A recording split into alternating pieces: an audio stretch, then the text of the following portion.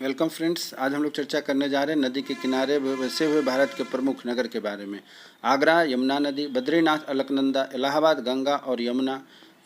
दिल्ली यमुना नदी, फिरोजपुर सतलज नदी, हरिद्वार गंगा नदी, कानपुर गंगा नदी, करनूल तुंगभद्रा नदी, सोकोबा घाट ब्रह्मपुत्रा नदी, कन्नौज गंगा नदी, श्रीनगर झेलम नदी, सूरत ताप्ती नदी, हैदराबाद मूसी नदी, मथुरा यमुना नदी, जमशेदपुर स्वर्णरेखा नदी, पंढरपुर भीमा नदी, बरेली रामगंगा नदी, जगदलपुर इंद्रावती नदी, गोरखपुर राप्ती नदी, अयोध्या सरयू नदी, कोलकाता हुगली नदी, लखनऊ गोमती नदी, डिब्रूगढ़ ब्रह्मपुत्रा नदी, गुवाहाटी ब्रह्मपुत्रा नदी, जबलपुर नर्मदा नदी, कोटा